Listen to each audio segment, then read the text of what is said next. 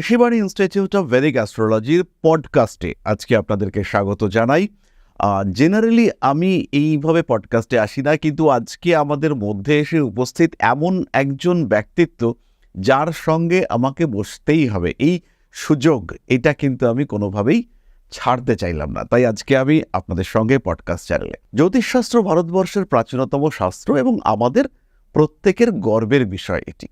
কিন্তু এই শাস্ত্রকে বেশ কিছু মানুষ তারা এই প্রাচ্য এবং পাশ্চাত্যের মধ্যে চর্চার মাধ্যমে একটা যোগসূত্র স্থাপন করেছেন। তাদের মধ্যে অন্যতম একজন ব্যক্তিত্ব, যিনি অবশ্যই আমাদের বাঙালিদের একজন গর্ব, তাকে আমরা আমাদের মধ্যে পেয়ে গিয়েছি, যিনি আমাদের ভারতবর্ষের বিভিন্ন রাজ্যে জ্যোতিষ চর্চা করবার সাথে সাথে বহু ইউরোপিয়ান কান্ট্রিতে জ্যোতিষ চর্চা শুধু নয়, তিনি কিন্তু সেখানে জ্যোতিষ শিক্ষাদানও করেন। তো আমরা আমাদের স্টুডিওতে আজকে পেয়েছি আমাদের প্রিয় অর্জুনদাকে, অর্জুন চক্রবর্তী দাদাকে। পরিচয় করিয়ে দিই, অর্জুন চক্রবর্তী আমার অত্যন্ত শ্রদ্ধার পাত্র এবং আজকে আমাদের সঙ্গে উপস্থিত এই জ্যোতিষ সম্পর্কীয় কিছু আলোচনার জন্য।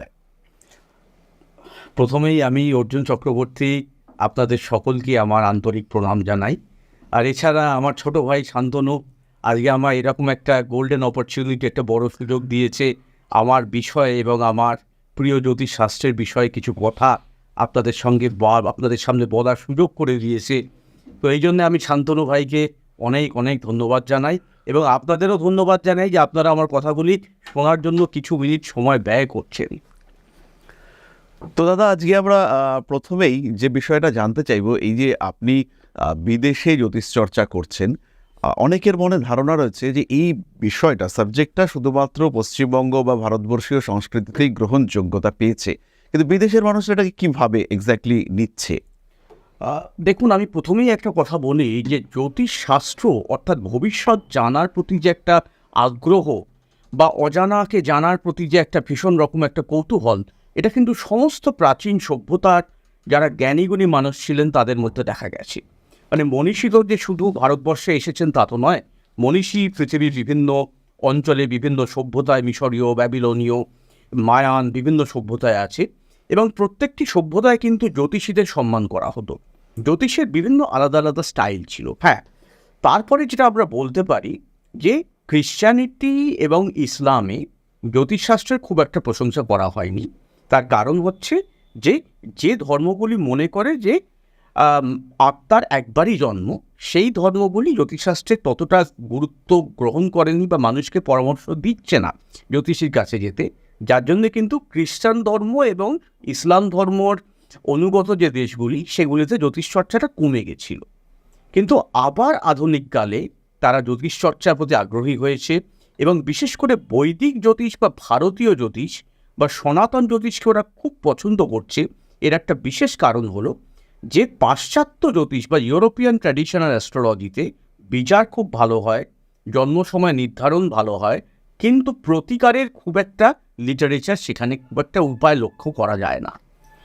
বৈদিক জ্যোতিষে প্রতিকারের একটা মারাত্মক দিক আছে এবং এই যে বিভিন্ন দেবদেবীর সঙ্গে জড়িয়ে আছে, বিভিন্ন গ্রহ নক্ষত্র, এগুলো ওরা ভীষণ আকর্ষণীয় বোধ করে। আচ্ছা, মানে আমাদের যে ইন্ডিয়ান মাইথোলজি, এটা জ্যোতিষশাস্ত্রের মধ্যে একটা গুরুত্বপূর্ণ জায়গা, ওদের অ্যাকসেপ্টেন্সকে বাড়িয়ে তুলেছে অবশ্যই। এবং এটাও আমি এখানে বলছি, এর মধ্যে কিছু কিছু বিশেষ সংস্থা আমাদের ভারতবর্ষে, তাদের ক্ষেত্রে কিন্তু সাধুবাদ জানাতে হবে।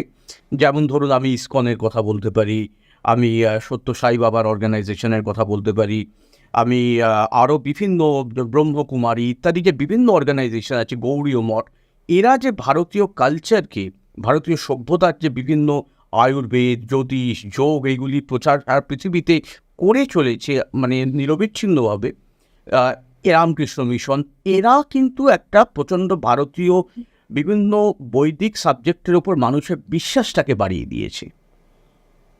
অতএব এইটাও কিন্তু ভীষণ রকমভাবে একটা গুরুত্ব পেয়েছে, যার জন্যে আমি প্রথমে যখন বিদেশে যাই তখন কিন্তু কোনো না কোনো অর্গানাইজেশনে দীক্ষিত বা যাতায়াত করছে এইরকম মানুষরা বেশি এসেছেন আমার কাছে, বিদেশে এবং স্বদেশেও। তার পরবর্তীকালে কি হয়েছে না, তাদের আত্মীয় বন্ধু তারা যখন দেখছে বিষয়টা আমাদের জীবনে কাজে দিচ্ছে, উপকারে লাগছে, তারা তখন তাদের আত্মীয় বন্ধু ইত্যাদিদের ডাকছে। আচ্ছা, তো এটা একটা অনেক দিনের জার্নি। মোটামুটি আমার মনে হয় প্রায় 20 বছর ধরে বা তারও বেশি সময় ধরে আপনি এই দেশে বিদেশে জ্যোতিষ শিক্ষাদানের actually বিষয়টি আমার ওই, চালিয়ে যাচ্ছেন। বিদেশি বিভিন্ন স্কলারদের সঙ্গে যোগাযোগ হয়েছিল 2000 সালে। তখন আমার 23-24 বছর বয়স। তখন আমার জ্যাঠামশাই পণ্ডিত প্রদ্যোৎ চক্রবর্তী, যিনি মোরারজি দেশাইয়েরও হাত দেখিয়েছেন, বিধান রায়ের হাত দেখেছেন, তো তিনি আমার প্রথম গুরু। তো তার একজন খুব প্রিয় ক্লায়েন্ট ছিলেন রামকৃষ্ণ মিশনের লাইব্রেরিয়ান, বোলপাট রামকৃষ্ণ মিশনের লাইব্রেরিয়ান শ্রী কেশবচন্দ্র সরকার। আচ্ছা, তাঁর চেনাশোনা অনেক বিদেশি ইন্ডোলজি স্কলাররা ছিল, যারা তাদের এই বিষয়ে পিএইচডির জন্য আমার জ্যাঠামশাইয়ের সঙ্গে দেখা করতে আসতেন। এবং জ্যাঠামশাইয়ের তখন অলরেডি 73-74 বছর বয়স। উনি বলে দিতেন, আমার অত বকা সম্ভব না, আমার ভাইপোর সঙ্গে কথা বলো। তো সেই থেকে ওরা আমাকে খুব ভালোবাসতে শুরু করলো, এবং 2007 সালে আমি প্রথম বিদেশে গিয়েছিলাম। আচ্ছা, সেই থেকে আজ 2026 হয়ে গেল। আমি প্রায় 27-28 বার গেছি। আমি বছরে প্রায় 190 দিন বিদেশে থাকি। ইউরোপের 5টা বিশ্ববিদ্যালয়ে ভারতীয় জ্যোতিষের ওপর লেকচার দিয়েছি। এছাড়া জার্মান অ্যাস্ট্রোলজার্স অ্যাসোসিয়েশনের অ্যানুয়াল জেনারেল কনফারেন্স বনে, সেখানে একমাত্র মানে ওয়েস্টার্ন অ্যাস্ট্রোলজার হিসেবে, একমাত্র বৈদিক জ্যোতিষের প্রতিনিধি হিসেবে আমাকে লেকচার দিতে ডাকা হয়েছিল। তো এগুলো হয়েছে, এগুলো সবই ঈশ্বরের কৃপা।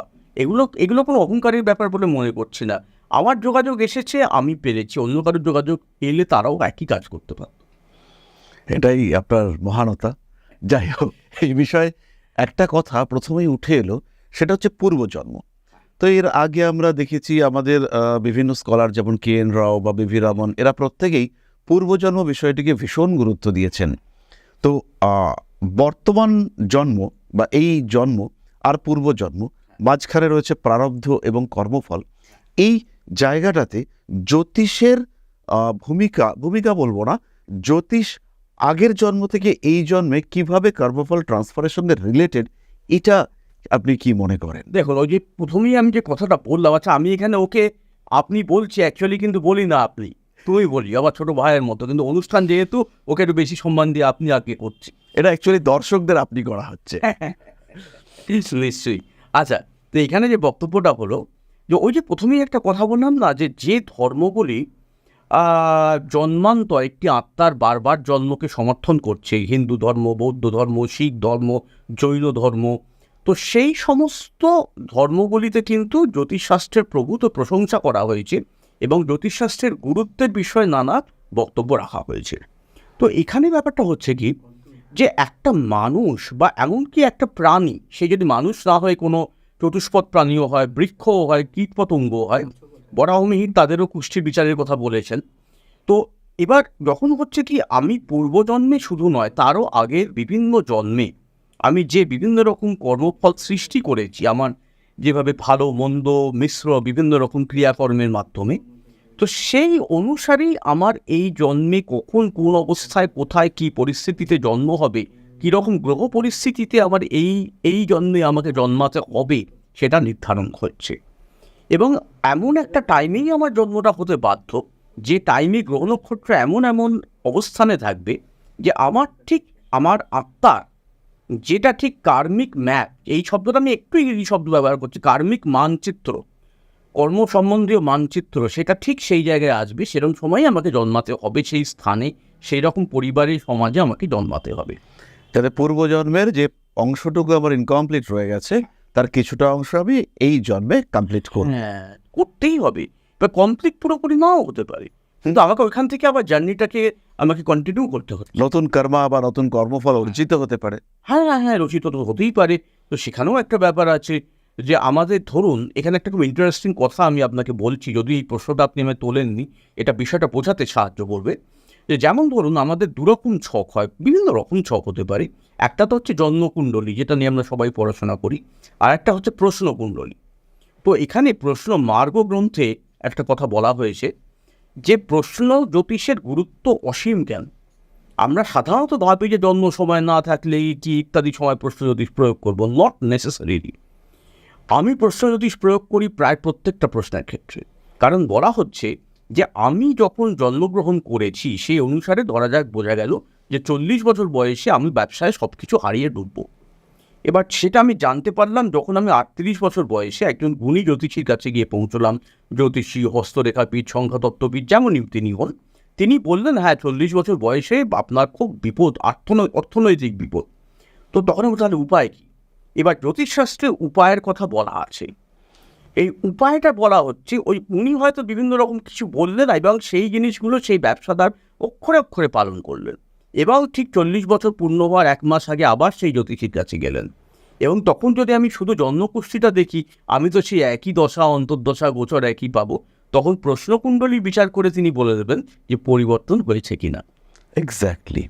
তাহলে দাদা, এই কথার পরিপ্রেক্ষিতে আমি একটা প্রশ্ন করব, যেটা একটু কনফিউজিং। বেশ কিছু জ্যোতিষরা মনে করেন যে ডেস্টিনি ক্যানট বি চেঞ্জড, আবার বেশ কিছু মানুষ বা জ্যোতিষ চর্চাকারী তারা মনে করেন প্রতিকারের মাধ্যমে ভাগ্যের পরিবর্তন সম্ভব। তো এই ক্ষেত্রে আপনার মতামত এক্স্যাক্টলি কি? হ্যাঁ, এখানে প্রথম কথা হচ্ছে যখনই কোনো একটা মতামত আসে, মতামতটা দুই প্রকৃতির হতে পারে। একটা হচ্ছে থিওরি অনুসারে, যেহেতু জ্যোতিষ করি সেহেতু জ্যোতিষের নানা প্রাচীন সংস্কৃত গ্রন্থ পাঠ করাটা প্রয়োজন মনে পড়েছি। একটা হচ্ছে সেখানে কি লেখা রয়েছে, আর একটা হচ্ছে প্র্যাকটিক্যাল এক্সপিরিয়েন্সে কি দেখছি। আমি দুটো ক্ষেত্রেই বলতে পারি যে অবশ্যই কিছুটা পরিবর্তন করা যায়।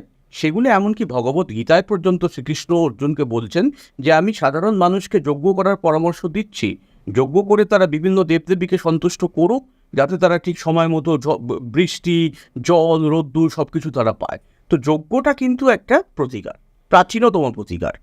তো সেই রকমভাবে ভারতীয় বহু প্রাচীন গ্রন্থে পরবর্তীকালে রত্নের কথা এসেছে, দান ধ্যানের কথা এসেছে, রত্ন দান করা, রত্ন ধারণ করা, এমনকি বিভিন্ন মূল ধারণ করা, বিভিন্ন দিনে উপবাস করা ইত্যাদি বিভিন্ন রকম কৃচ্ছ সাধন করা, বিভিন্ন রকম বলা হয়েছে। এবং একটা কথা আমাদের বরাহমিহিরও বলেছেন যে আমাদের দুরকম কর্ম হয়, দৃঢ় এবং অদৃঢ়। কিছুটা কর্মফল আমরা চেঞ্জ করতে পারবো না, সেটা আমাদের ভালো বা মন্দ দুটোই হোক আমাদের ভোগ করতেই হবে। সেটা আমাদের ঈশ্বর নির্ধারণ করে দিয়েছেন, তিনি কোনোভাবেই সেটা পরিবর্তন করতে দেবেন না। আর কিছুটা থাকে অদৃঢ় কর্মফল, যেটা কিছুটা হলেও পরিবর্তন করার স্বাধীনতা ঈশ্বর আমাদের দিয়েছেন। সেটা আমরা ভালোর দিকেও নিয়ে যেতে পারি, আবার উল্টে খারাপের দিকেও নিয়ে যেতে পারি। এবং আমার অভিজ্ঞতায় এক্স্যাক্টলি আমি সেটাই দেখেছি।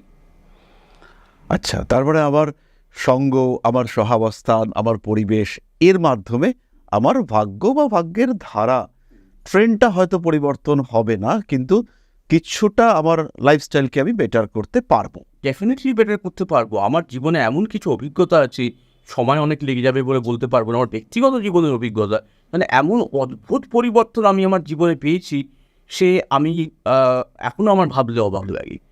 কিন্তু এবার এটা হচ্ছে ব্যাপারটা যে ঈশ্বর আপনার যদি ধরুন গুরু ভাগ্য ভালো, ঈশ্বর আপনাকে এমন একজন গুরুর কাছে নিয়ে এলেন যে গুরুর কাছে তার পরামর্শ মানলে আপনার জীবনে কিছু উন্নতি হবে।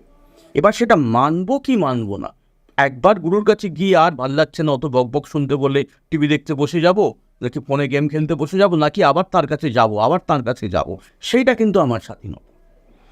এক্স্যাক্টলি। তাহলে আমরা সকলেই জ্যোতিষ চর্চা এটাকে একটা মূল কর্ম বা মূল পেশা হিসেবে ধরেছি, এবং আমরা এই বর্তমান যুগ যেখানে বিজ্ঞান এটা ভীষণ গুরুত্বপূর্ণ, এবং ঘুম থেকে ওঠা থেকে শুরু করে আবার ঘুমানো পর্যন্ত, এবং ঘুমের মধ্যেও বিজ্ঞানের একটা প্রভাব আমরা দেখতে পাই। তাহলে এবার একটা প্রশ্ন আসে মনের মধ্যে যে এই যে শাস্ত্র, আমাদের দৃঢ় বিশ্বাস এই শাস্ত্র, এবং আমরা এই শাস্ত্রের উপরে ভরসা করি, তো কখনো মনের মধ্যে প্রশ্ন জাগে যে এই শাস্ত্র বিজ্ঞান ভিত্তিক, আর বিজ্ঞান ভিত্তিক হলে কতটা বিজ্ঞান ভিত্তিক? আমরা এর আগে দেখেছি যে জানি আমরা যে জ্যোতিষশাস্ত্রের 3টে ভাগ, একটা হচ্ছে গিয়ে সিদ্ধান্ত, আর একটা সংহিতা, আর একটা হোরা। তো এর মধ্যে কতটা অংশ আপনি মনে করেন বিজ্ঞান ভিত্তিক? বেশ, খুব গুরুত্বপূর্ণ প্রশ্ন। কিন্তু এই প্রশ্ন যে আমি সারা পৃথিবীতে কত জায়গায় ফেস করেছি তার ঠিক নেই। বিশেষ করে বিভিন্ন ইউরোপিয়ান ইউনিভার্সিটিতে বিজ্ঞানের ছাত্রছাত্রীরা আছে যে প্রশ্ন করব আমরা, এবং ওখানে নিয়ম হচ্ছে আমাদের কনফারেন্সে কিন্তু আমরা সাধারণত বক্তৃতা দিয়ে নমস্কার করে নেমে যাই। ওখানে 1 ঘন্টা আমি বক্তৃতা দেবো, তারপর 1 ঘন্টা আমার প্রশ্নের উত্তর দিতে হবে। তো সেখানে প্রশ্নের উত্তর সব রকমই দিতে হতে পারে। তো এইখানে একটা কথা বলি যে প্রথমেই আমাকে বুঝতে হবে যে এটা কিন্তু কর্মফলের ওপর বেস করে একটা সাবজেক্ট, এবং সেখানেই কিন্তু পূর্বজন্ম পরজন্ম ব্যাপারগুলো আসছে। আপনি যদি মনে করেন এটা বিজ্ঞান, তাহলে এটা পরিপূর্ণ বিজ্ঞান। আপনি যদি মনে করেন এটা বিজ্ঞান নয়, তাহলে এটা একটা আধ্যাত্মিক দৈব বা ডিভাইন সায়েন্স। এর মধ্যে একটা অ্যাস্ট্রোনমিক্যাল পার্ট আছে, যে টাইমটা হচ্ছে যেটা আমাদের সিদ্ধান্ত, যেটা বলা হয় সিদ্ধান্ত করণ ইত্যাদি। তো যেখানে কিনা গ্রহ নক্ষত্র আকাশে কোথায় কোন অবস্থায় ছিল, আছে এবং ভবিষ্যতে থাকবে, এটা টোটালি বিজ্ঞান। টোটালি বিজ্ঞান, এখানে বাইরে অবিজ্ঞানের কোনো কোনো জায়গা নেই। এবার একটা জিনিস খেয়াল রাখুন, মুনি ঋষিরা যখন বসে জ্যোতিষ গণনা করেছেন বা আমাদের জ্যোতিষ শিক্ষা দিয়েছেন, জ্যোতিষের সূত্রগুলিকে লিপিবদ্ধ করেছেন, তখন কি তাদের হাতে ল্যাপটপ ছিল? গ্রহের অবস্থানগুলো নির্ণয় করে দিত ল্যাপটপের প্রোগ্রাম। আমি যে সময় থেকে জ্যোতিষ করছি তখন ল্যাপটপ ছিল না, তখন পঞ্জিকা, এফিমারিস, এগুলো এক ধরনের পঞ্জিকা, কিন্তু সেখানেও কিন্তু আমরা কিছু astronomical information NASA, Birla planetarium ইত্যাদি জায়গা থেকে পেয়েছি। সেখান থেকে হাতে কিছু অ্যাডিশনাল গণনা করে আমরা স্পেসিফিক গ্রহ নক্ষত্রের অবস্থান করেছি। এবার একটা জিনিস চিন্তা করে দেখুন, এই যে নাসা বলুন বা বিড়লা প্ল্যানেটোরিয়াম বলুন, যে অর্গানাইজেশনই বলি, যে ইনস্টিটিউশনই বলি অ্যাস্ট্রোনমি রিলেটেড, তারা বলতে পারে যে বিজ্ঞানের দিকটা তো আমরা করছি আর অবিজ্ঞানের দিকটা তোমরা করছো। এবার একটা জিনিস ভেবে দেখুন, যে মুনি ঋষিরা এই গণনাগুলো নিজেরা করতেন, অ্যাস্ট্রোনমিক্যাল গণনাগুলো, তারা কত বড় বিজ্ঞানী ছিলেন। অতএব জ্যোতিষশাস্ত্রটা কিন্তু যারা প্রচলন করেছেন, যারা আমাদের শিখিয়েছেন, তারা নিজেরাই কিন্তু টপ ক্লাস সায়েন্টিস্ট ছিলেন। অতএব সায়েন্টিস্টরাই কিন্তু জ্যোতিষশাস্ত্রটাকে আমাদের মধ্যে নিয়ে এসেছেন। এবার কথা হচ্ছে কি, তাও আমি বলবো যে এটা বিজ্ঞান হিসেবে মানা হচ্ছে কি হচ্ছে না, তাতে আমার কিছুই এসে যাচ্ছে না। এটাকে আমি বলতে পারি বিজ্ঞান, কিন্তু পিওর সায়েন্স নয়। এবার দেখুন, অনেক রকম বিজ্ঞান আছে, যেটা ধরো মেটেরোলজি, তাতে কি সব কিছু এক্স্যাক্ট মেলে ওয়েদার বিজ্ঞানে? এই যে একটা বিজ্ঞান আছে স্যাফোলজি। স্যাফোলজি মানে হচ্ছে ভোটের আগেই যে বিভিন্ন রকম সমীক্ষা করা হয়, সবগুলো কি মেলে? কিন্তু তাও এটাকে বিজ্ঞান বলা হয়, এই নিয়ে বিজ্ঞান পড়ানো হয়, স্যাফোলজি। বেশ কিছু পরিসংখ্যান মেনটেন করা, পরিসংখ্যান মেনটেন করা, এখানেও আমরা তাই করি। এখানে আমরা তাই করি। আর একটা জিনিস হচ্ছে, যদি কেউ মনে করেন যে পূর্বজন্ম কোথায় ছিল, ইয়ান স্টিভেনসন, IAN, ইয়ান স্টিভেনসন বলে একজন আমেরিকান স্কলার, বহু যুগ আগে মারা গেছেন, তার 3000 পূর্বজন্মের ছকের ওপর রিসার্চ ছিল। সেটা নিয়ে কিছুদিন আগে আমি যখন ইউরোপে ছিলাম, একটা ইউনিভার্সিটিতে এটা নিয়ে কনফারেন্স হচ্ছিল, the works of Ian Stevenson. Okay, আচ্ছা, ওখানে 3000 কেস জাতিস্বরদের, যারা বলছে যে আমার ছোট ছোট বাচ্চারা বা টিনেজাররা, যে আমি পূর্বজন্মে এইখানে ছিলাম, ওইখানে ছিলাম, ওই করেছি সেই করেছি, এবং উনি সেই সব জায়গাগুলো গিয়ে গিয়ে খোঁজ করে সেগুলো নোট করেছেন এবং সেগুলো ইউনিভার্সিটিতে দিয়ে তারপর বই পাবলিশ করেছেন, লোকে মানতে বাধ্য হয়েছে। এবং আরও একটা জিনিস বলছি, আমি এই বিষয়টা জানার জন্য নারী জ্যোতিষ মানে নারী পাম লিফ রিডিং, নারী জ্যোতিষ বলে, যেটা নর্মাল জ্যোতিষ নয়, থাম রিডিং, একটা বিশেষ ধরনের সায়েন্স হয় যেটা পাঞ্জাবে এবং দক্ষিণ ভারতে খুব প্রচলিত।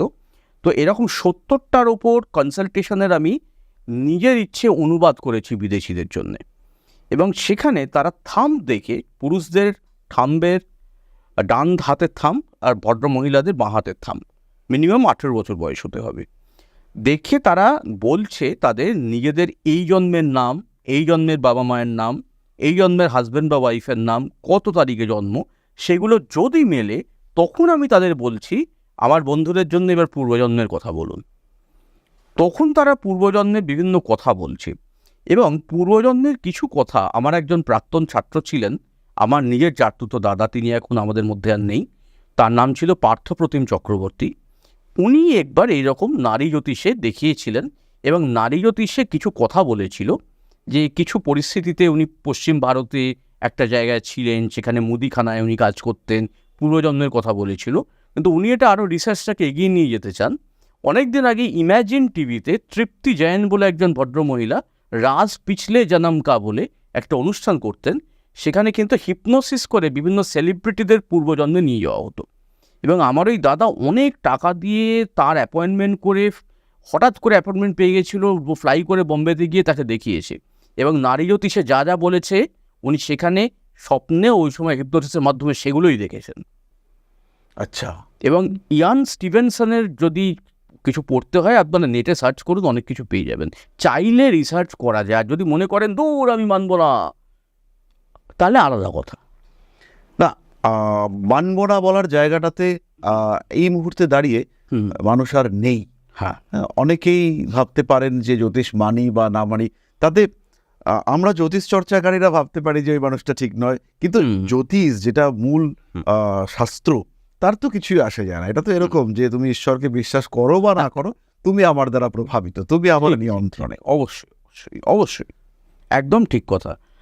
আর আমি তো মনে করি যে বিজ্ঞানও নিশ্চয়ই একটি সম্মানীয় শাস্ত্র এবং আধ্যাত্মবিদ্যাও সম্মানীয় শাস্ত্র। দুজনে হাত মিলিয়ে চলতেই পারে। একটাকে বিজ্ঞান বা আধ্যাত্মিক প্রমাণ করারও কোনো প্রয়োজন নেই। আমাদের যদি উপকারে লাগে তাহলে আমরা সেটাকে ব্যবহার করতে পারি। সেটা বিজ্ঞান বলি বা আধ্যাত্মিক বিজ্ঞান বলি, তাতে আমার কিছু এসে যাচ্ছে না। আমার মানুষের জীবনে যদি সেটা আমি মানুষের উপকার করতে পারি, মানুষ আসবে।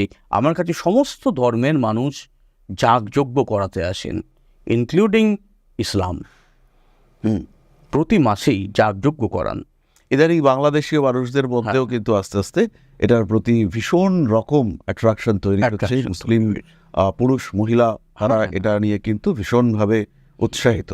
আর ধর্ম একটা পার্ট আর জ্যোতিষশাস্ত্র একটা পার্ট। হ্যাঁ, এই দুটোকে কিছু সময় পর্যন্ত মিলিয়ে ফেলা হচ্ছিল, কিন্তু এখন ধর্মকে আলাদা রেখে মানুষ কিন্তু শাস্ত্রটাকে আলাদা করে চিনতে শিখছেন, আমার এটা মনে হয়। হ্যাঁ, এটা ঠিক।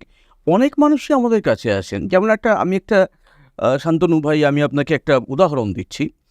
আমি পশ্চিমবঙ্গে স্পেশালি 2002 থেকে 2016, 2017 প্রচুর ইন্ডিয়ানদের সঙ্গে কনসালটেশন করেছি, এবং মোটামুটি 2005 থেকে 2025-26 বিদেশিদের সঙ্গেও কনসালটেশন করছি। দুই ধরনের মানুষের মধ্যে একটা প্রবল পার্থক্য আছে। ভারতবর্ষে, সেটা হয়তো ভারতের আর্থসামাজিক পরিস্থিতির জন্য হতে পারে, আমাদের এখানে মানুষ যারা আমার কাছে আসছেন তারা যে সবাই ঈশ্বরে বিশ্বাস করছেন তাও নয়। তারা শুনেছেন কারোর উপকার হয়েছে, দেখি যাই, হয়তো কিছু একটা হবে, চেষ্টা তো করে দেখি, এইভাবে আসছেন বাই রেফারেন্স। তার মানে যে তারা খুব ঈশ্বর পূর্বজন্মবাদ বিশ্বাস করেন তা নয়। তারা মুখে মুখে বলেন ভাই একটাই জন্ম, একটা আমরা এনজয় করতে দাও। কিন্তু আমরা তো তাহলে হিন্দুই হলাম না, তাহলে আমরা নয় মুসলিম নয় খ্রিস্টান। একটা জন্ম যে মানে সে তো হিন্দু নয়, তাই তো সনাতন ধর্ম হতে পারে না। তো ভগবদ্গীতা কি অস্বীকার করছে, বেদ উপনিষদ সব কিছুকে অস্বীকার করছে। তাহলে আমরা যদি কর্মফলকে বিশ্বাস করি তাহলে আমরা পাপ করার আগে ভয় পাবো। কিন্তু আমাদের দেশে করাপশন সীমাহীন। তাহলে আমাদের দেশে কিন্তু মানুষ এটাকে অ্যাপ্রোচ করছে একটা সলিউশন হিসেবে। বিজ্ঞান অবিজ্ঞান কিছু জানি না, ট্রাই তো করে দেখি। আমার বাপ ঠাকুর দাদা করেছে, আমিও করব, বা আমার বন্ধুর উপকার হয়েছে উনি ভদ্রকালে গিয়ে দেখি। কিন্তু এটা কেন কোথায় থেকে হচ্ছে সেগুলো তারা মানতে চিন্তা করার প্রয়োজন মনে করছে না। কিন্তু আমি যেই বিদেশি ক্লায়েন্টদের দেখেছি, তার মধ্যেও তো বহু হাজার দেখেছি, তারা কিন্তু প্রত্যেকেই আমাকে একটা প্রশ্ন করেন, আমার আত্মার পরিস্থিতি কি, এই ব্যাপারটা কি আমি একটু জানতে চাই, আগে আমায় বলুন। তার মানে এরকম ব্যাপার, তাহলে আমার কোন কাজটা করা উচিত, কোন কাজটা করা উচিত না, আমি তাহলে মোক্ষ থেকে কতটা দূরে আছি, এই প্রশ্নগুলো প্রত্যেকে করেন। প্রত্যেকে না হোক 80% করেন। কারণ ওরা মোক্ষ সম্পর্কে সচেতন, এবং যদি সচেতন নাও হয় আমার কাছে জানতে চাইছে। আমাকে দেখানোর আগে আমার বিভিন্ন লেকচার বিভিন্ন জায়গায় তারা শুনছেন, শুনে তারপর আমার কাছে প্রিপেয়ার করে আসছেন যে এনার কাছে আমি কীভাবে কী প্রশ্ন করতে পারি। অনেক সিনসিয়ার একটা কনসালটেশনে যাওয়ার আগে। এবং আমাদের এখানে যেমন আমরা আজকে দেখাচ্ছি, কাল ওকে দেখাচ্ছি, পরশুকে দেখাচ্ছি, যতক্ষণ না আমরা সন্তোষজনক কিছু প্রেডিকশন না পাচ্ছি, আমার মনকে যেটা খুশি করলো। কিন্তু ওখানে কিন্তু একটা পরামর্শ নিলে অন্তত 1 বছর 1.5 বছর আর কাউকে দেখাবে না, তাকে ফলো আপ করবি, জানাবি, সম্পূর্ণ তার কাছে তারা সারেন্ডার করবে। এতটাই সিরিয়াস এবং রেসপেক্টফুল। আমাদের এখানে তো আমরা দেখি যে বিভিন্ন জায়গায় অসাধ্য সাধন করে দিতে সক্ষম জ্যোতিষীরা। বেসিক্যালি আমি আপনাকেও জানি যতটুকু, আমরা অসাধ্য সাধন করতে পারি না, বাট আমরা গাইড, আমরা বলতে পারি যে তোমার এই সময়টা ভালো, এই সময়টা খারাপ। ফলে আমাদের কাছে বহু সময় আমরা দেখেছি যে ক্লায়েন্টরা এসে সেই স্যাটিসফ্যাকশন পান না, যে কোনো ম্যাজিক্যাল রেমেডি তো আমাদের কাছে জেনারেলি থাকে না। ফলে সেখানে একটা ল্যাক অফ স্যাটিসফ্যাকশন কখনো কখনো দেখতে পাওয়া যায়।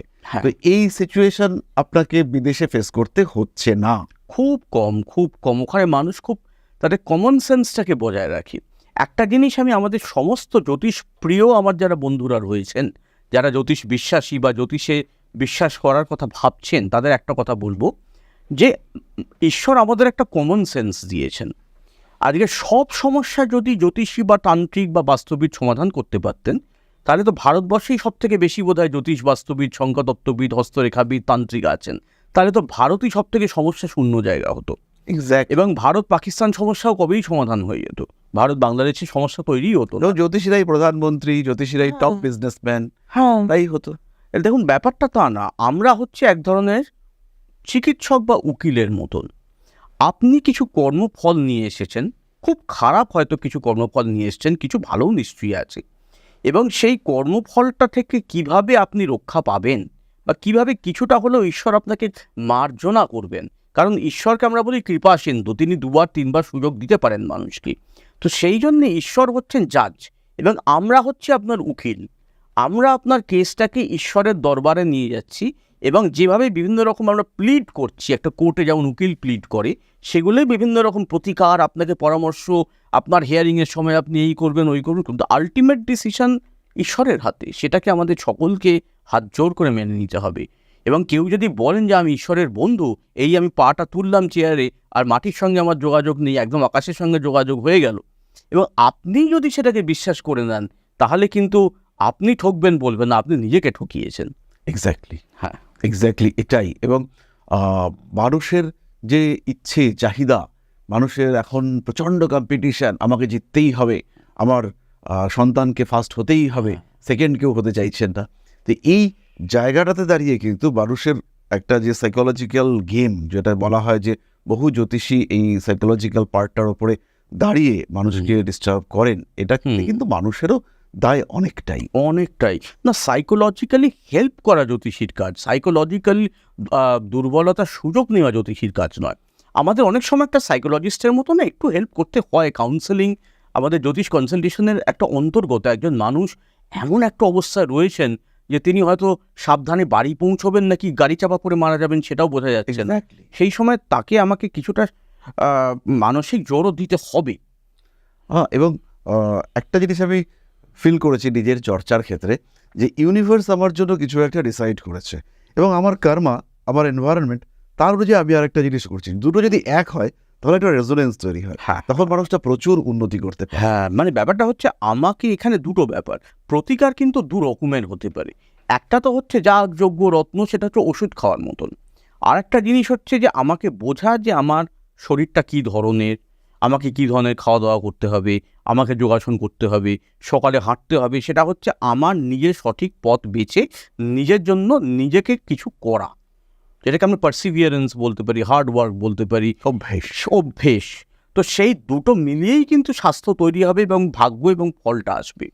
তা না হলে আমাদের হবে কি, ধরুন আমরা পুরোপুরি স্রোতের বিপরীতে সারা জীবন সাঁতার কেটে যাব।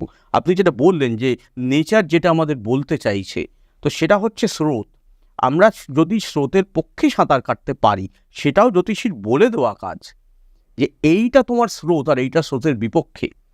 তুমি ডাক্তার হয়েও না বাবা, ডাক্তার হয়ে কোনো লাভ নেই, তার থেকে তুমিই বরং কস্ট অ্যাকাউন্টেন্সি পড়ো, সেটা তোমার বেটার হবে। হ্যাঁ, হ্যাঁ, এক্স্যাক্টলি। এবার আমরা একটু অন্য টাইপের কথায় চলে আসি। এই যে গ্রহরা, আমরা বলি যে 10টা সিগনিফায়ার আমাদের রাশিচক্রে ঘুরে বেড়াচ্ছে। গ্রহ রয়েছে যেমন বুধ, শুক্র, এরা রয়েছে গ্রহ, উপগ্রহ রয়েছে চন্দ্র, সূর্য রয়েছে, নক্ষত্র।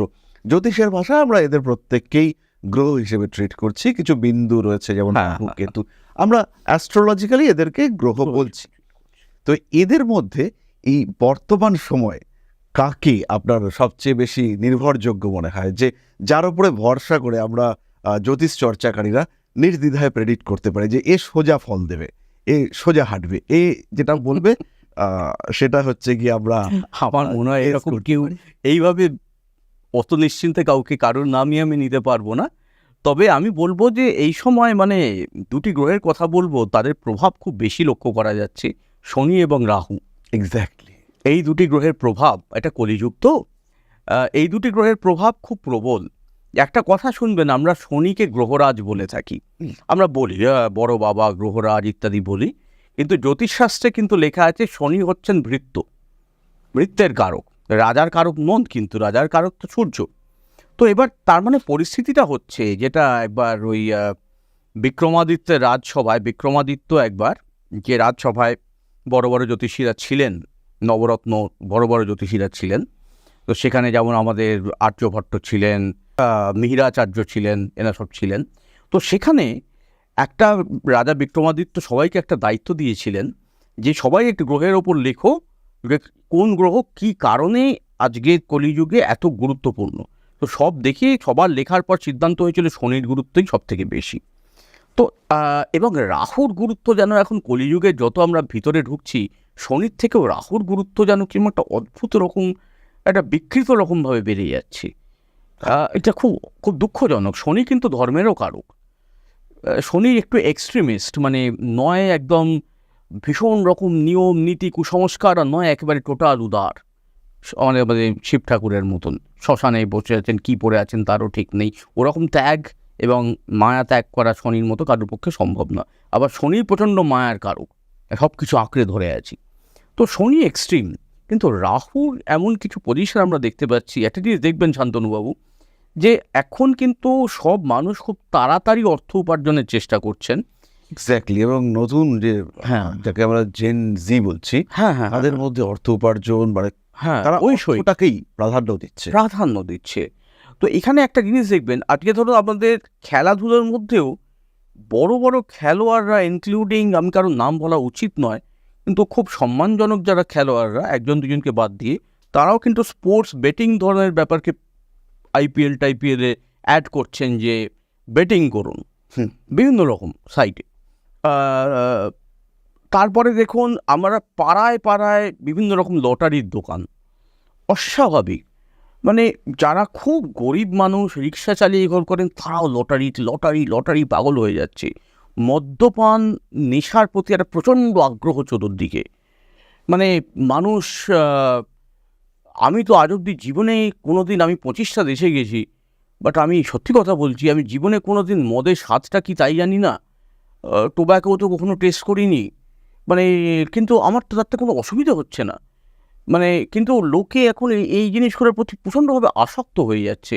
এবং আমি এমনও কিছু দেখেছি, যেটা 8 বছরের বাচ্চার জন্মদিনে মা তাকে নিজে হাতে তুলে দিচ্ছে, আজ তোর এ হোক, মানে আমার আত্মীয় পরিজনের মধ্যেই, মানে আজ তোর অভিষেক হোক, বড় হয়ে তো খাবি, আমরাও খাচ্ছি, তুই একটু খা। এরকম একটা অদ্ভুত রকম একটা নির্লজ্জতা দেখা দিচ্ছে। এটা তো মানসিক রোগ, মানসিক বিকৃতি, বিকৃতি, প্রচণ্ড বিকৃতি।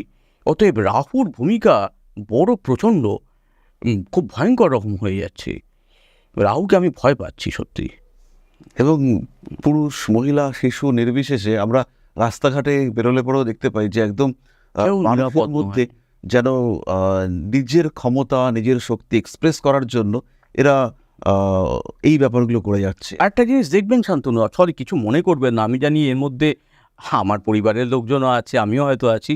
আমরা অস্বাভাবিক নিজেদের বাইরে কীরকম দেখতে লাগছে সেটা নিয়ে খুব কনসার্নড। মানে একটা ছবি তোলা, মানে পাগলের মতো মানুষ নিজেদের ছবি তুলছে, আর সেগুলোকে নিয়ে মানে মানে কী করবে, কীভাবে মানুষ নিজেদের ছবি তুলবে বুঝতে, মানে মানে ব্যাপারটা হচ্ছে যে ইনার কোয়ালিটির থেকে বাইরের অ্যাপিয়ারেন্সের গুরুত্ব বেড়ে যাচ্ছে। এটাই আমার বক্তব্যটা হচ্ছে, সেটা বিভিন্ন রকমভাবে, এবং এতে অবক্ষয়, আরো অবক্ষয়। আর আপনার কথা মতো রাহুর প্রভাব, রাহুর প্রভাব মানেই হচ্ছে কি আস্তে ধ্বংস ধ্বংস আরো এই দিকটাতে চলে আসছে মানুষ। হ্যাঁ, এটা খুব উদ্বেগজনক। এটা আমাদের নিজেদেরই হাতে কিছুটা আছে। রাহুকে বলা হয় যে ষষ্ঠ ভাবের কারক, ষষ্ঠ ভাব মানে ষড়রিপু। আমাদের জ্যোতিষশাস্ত্র যারা একটু পড়েন বা ভালোবাসেন তারা বুঝতে পারবেন যে ষষ্ঠ, আমাদের জ্যোতিষের রাশিতে 12টা ভাব আছে, 12টা ঘর আছে। তার মধ্যে 6 নম্বর ঘরটাকে একটা অশুভ ঘরের মধ্যে ধরা হয়, এবং সেখান থেকে শত্রু, রোগ, ঋণ, ঝগড়া, ঈর্ষা এগুলো ধরা হয়। তো অ্যাকচুয়ালি ওই যে রিপু শব্দটার মানে হচ্ছে শত্রু। এগুলো অ্যাকচুয়ালি ভিতরের রিপু, মানে কাম, ক্রোধ, লোভ, মোহ, মদ, মাৎসর্য। এগুলো যদি আমরা নিজেরা প্রত্যেকের নিজেদের মধ্যে কন্ট্রোল করি এবং আমাদের সন্তানদের কন্ট্রোল করার পরামর্শ দিই, তাহলে কিন্তু এই যে সব জিনিসগুলো, রোগ, বিবাদ, শত্রুতা, ঋণ জনিত সমস্যা, সবগুলোই পৃথিবী থেকে আস্তে আস্তে কমতে থাকবে। এগুলো রাহুল কারকতা। এবং এর জন্য পুরাণ পড়তে হবে, মহাভারত পড়তে হবে, গীতা পড়তে হবে। গীতা পড়লে হবে না, গীতার মর্মার্থ অনুভব করতে হবে, সেটাই হচ্ছে ব্যাপার। পড়ি আমরা অনেকেই অনেক কিছু, আমরা তো অনেকে বলে যে আমি দিনে 1.5 ঘন্টা মন্ত্র পাঠ করি, তো মন্ত্রের অর্থগুলোই তো তারা হয়তো অনেকে জানেন না যে আমি কি বলছি। তো এই যে সমস্যা, এর জন্য যদি আমরা কিছু সিম্পল প্রতিকার করতে চাই, যেটা অ্যাভারেজ প্রত্যেকটা মানুষ করতে পারে, সিম্পলি করতে পারে, রাহুর জন্য এই জায়গাটা থেকে দুটো দিকে মানুষ চান। যেমন হচ্ছে গিয়ে আমি দেখাতে চাইছি, বা আপনার যেটা বললেন যে মা ড্রিঙ্ক করছেন, সন্তানকেও হয়তো তিনি একটু অভিষেক করিয়ে দিলেন, কিন্তু তার মধ্যেও কিন্তু দিনের শেষে আলটিমেটলি তো মানুষ, আমরা ফিল করি যে এদের মধ্যেও কিন্তু একটা পাপবোধ কাজ করে। তিনি কিন্তু ওই জায়গাটা থেকে ফিরে আসতেও চান। তাহলে এরকম কি করা যেতে পারে যেটা ইজি? আমি খুব প্র্যাকটিক্যাল বলবো কিছু, যে কয়েকটি কাজ করা যায় কিন্তু একটু ডিফিকাল্ট, মানে কিছু কারণে। তবে আমি একটা খুব সিম্পল জিনিস বলবো। অনেকেই বলেন আমি রোজ আদ্যাস স্তোত্র পাঠ করি, অনেকেই বলেন আমি নবগ্রহ স্তোত্র পাঠ করি।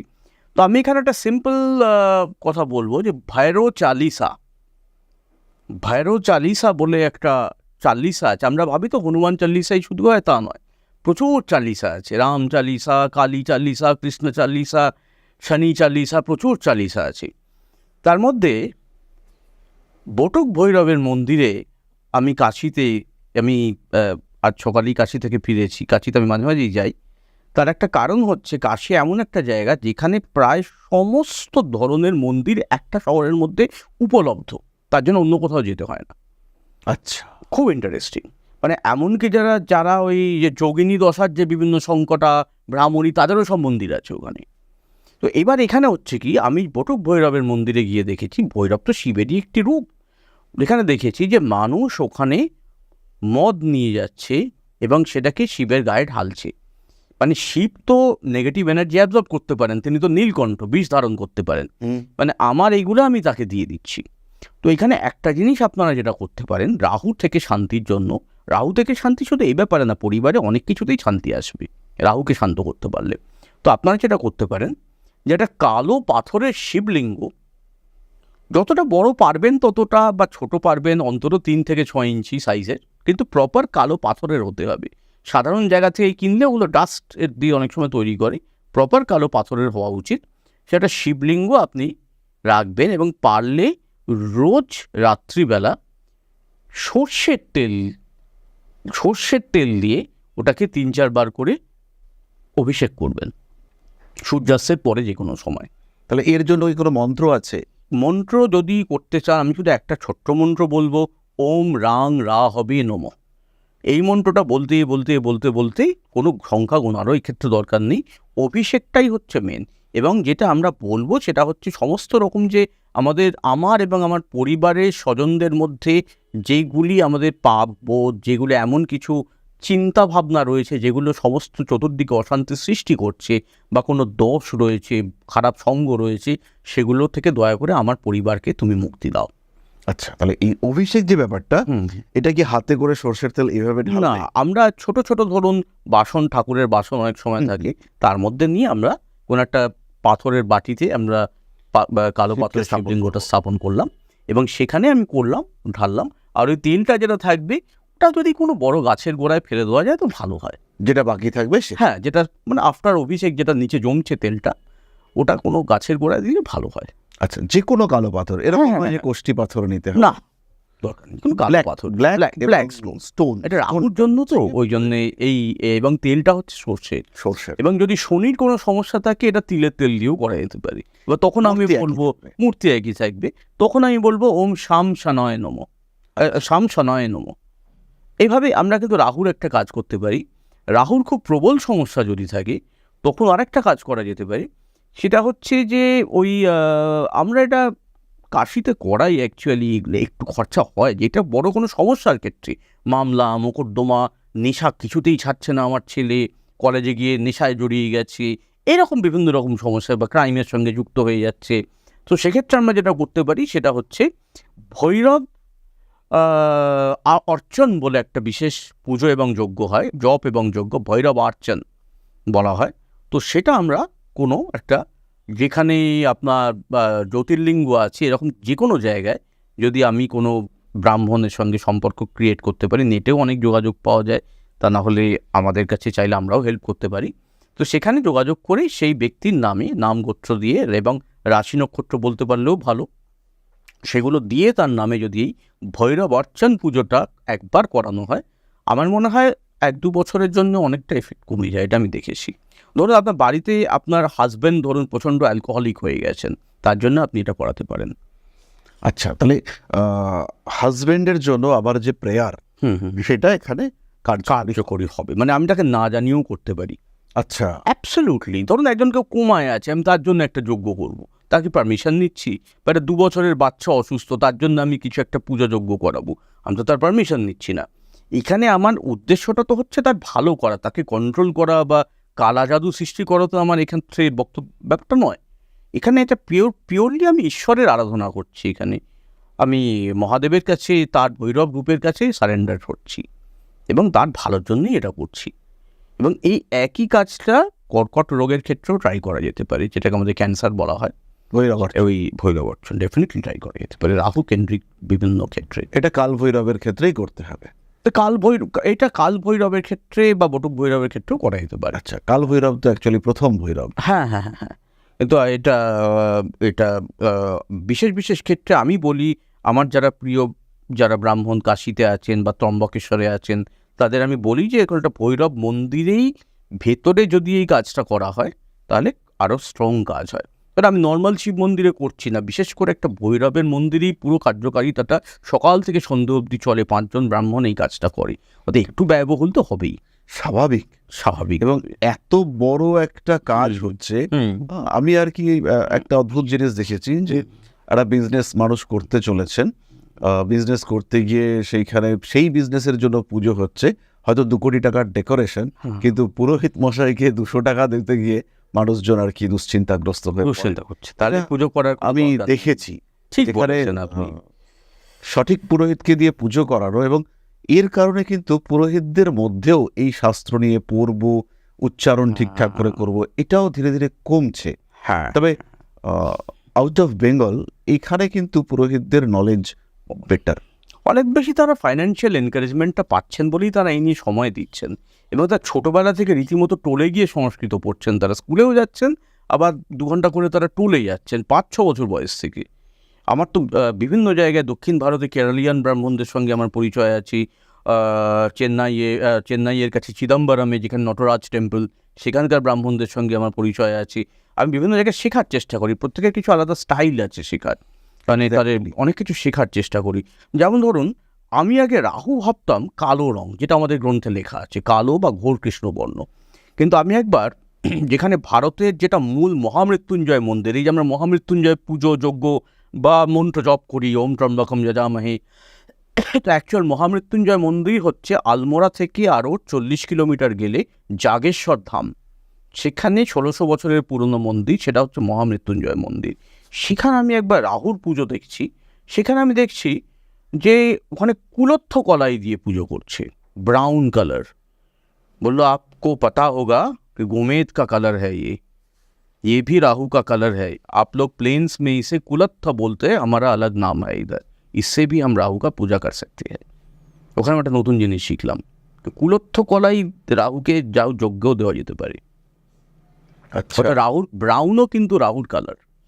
এটা আমরা একটা অসাধারণ ইনফরমেশন পেলাম যে আলমোড়া থেকে 40 কিলোমিটার দূরে সেখানে কিন্তু মহামৃত্যুঞ্জয় মন্দির রয়েছে। হ্যাঁ, জায়গাটার নাম হলো জাগেশ্বর ধাম।